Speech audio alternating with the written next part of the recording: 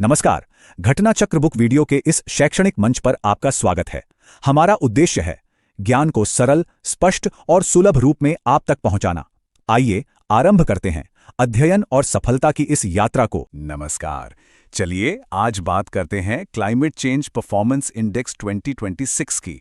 ये आप कह सकते हैं एक तरह का ग्लोबल रिपोर्ट कार्ड है जो बताता है कि जलवायु परिवर्तन से लड़ने में दुनिया के देश आखिर कर क्या रहे हैं, कौन आगे है और कौन बहुत बहुत पीछे। तो एक सीधा सा सवाल सबके मन में आता है कि ये जो ग्लोबल रेस चल रही है क्लाइमेट चेंज के खिलाफ, इससे जीत कौन रहा है? दुनिया का क्लाइमेट चैंपियन कौन है?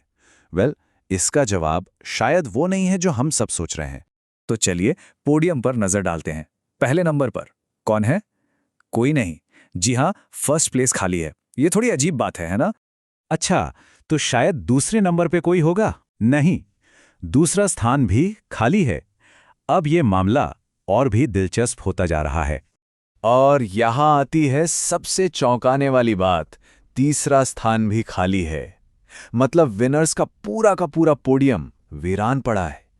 पर सवाल यह है कि ऐसा क्यों? इसकी वजह सीधी और काफी गंभीर है। इस रिपोर्ट के मुताबिक दुनिया का एक भी देश पेरिस समझौते के लक्ष्यों को पूरा करने के रास्ते पर नहीं है। किसी का भी प्रदर्शन इतना अच्छा नहीं था कि उसे टॉप 3 में जगह दी जा सके। असल में ये एक बहुत बड़ी चेतावनी है हम सबके लिए। लेकिन अगर कोई असली विजेता नहीं है, तो फिर इस दौड़ में सबसे आगे कौन चल रहा है? चलिए उन देशों को देखते हैं जिनका प्रदर्शन कम से कम बाकियों से तो बेहतर रहा है। तो देखिए, टॉप रैंकर्स की शुरुआत होती है चौथे नंबर से, जिस पर है डेनमार्क 80.52 के स्कोर के साथ। इसके ठीक बाद आते हैं यूनाइटेड किंगडम, मोरक्को, चिली और लग्जमबर्ग। लेकिन एक बात याद रखनी होगी, ये विजेता नहीं है, ये बस बाकियों में बेहतर हैं। अब जरा सिक्के का दूसरा पहलू भी देखते हैं। जहां कुछ देश आगे बढ़ने की कोशिश कर रहे हैं, वहीं कई देश ऐसे भी हैं जो बहुत पीछे छूट गए हैं। इन लीडर्स और पीछे रहने वालों के बीच का जो फासला है वो बहुत बड़ा है।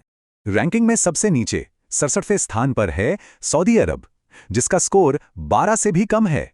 और इनके साथ सबसे खराब प्रदर्शन करने वालों की लिस्ट में ईरान, यूएसए, रूस और दक्षिण कोरिया जैसे देश भी शामिल हैं।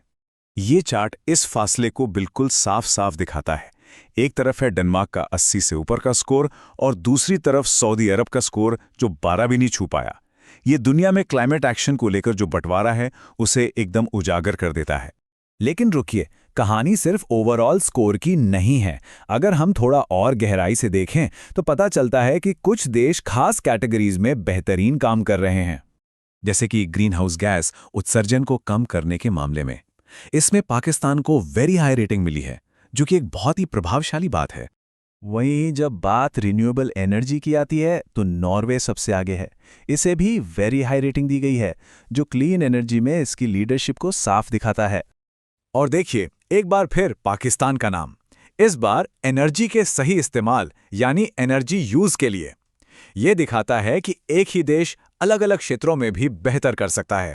और आखिर में जब बात आती है क्लाइमेट पॉलिसी की, यानी कि मजबूत योजनाएं और कानून बनाने की, तो डेनमार्क हाई रेटिंग के साथ सबसे ऊपर है।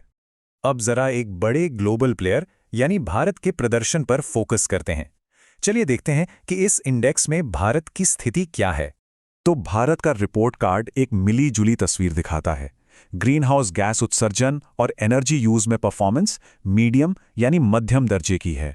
क्लाइमेट पॉलिसी में भी रेटिंग मीडियम है, जो सही दिशा में हो रहे प्रयासों को दिखाता है। लेकिन रिन्यूएबल एनर्जी में लो रेटिंग है, और ये साफ बताता है कि इस क्षेत्र में अभी और ज्यादा काम करने की जरूरत है। ये चार्ट भारत के प्रदर्शन को एक नज़र में समेट देता है। 4 में से 3 कैटेगरीज में मीडियम और 1 में लो परफॉर्मेंस।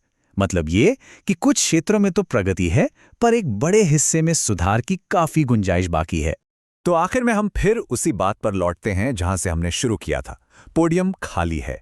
ये एक रिमाइंडर है कि भले ही कुछ देश दूसरों से थोड़ा बेहतर कर रहे हों, लेकिन एक दुनिया के तौर पर, एक प्लैनेट के तौर पर हमें अभी बहुत लंबा सफर तय करना है।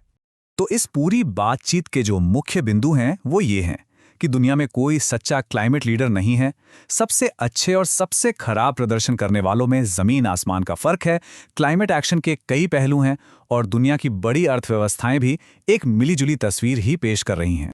और आखिर में एक सवाल छोड़ जाते हैं सोचने के लिए कि अगर विनर्स पोडियम आज भी खाली है तो इस दुनिया को एक सच्चा क्लाइमेट चैंपियन देने के लिए आखिर करना क्या होगा।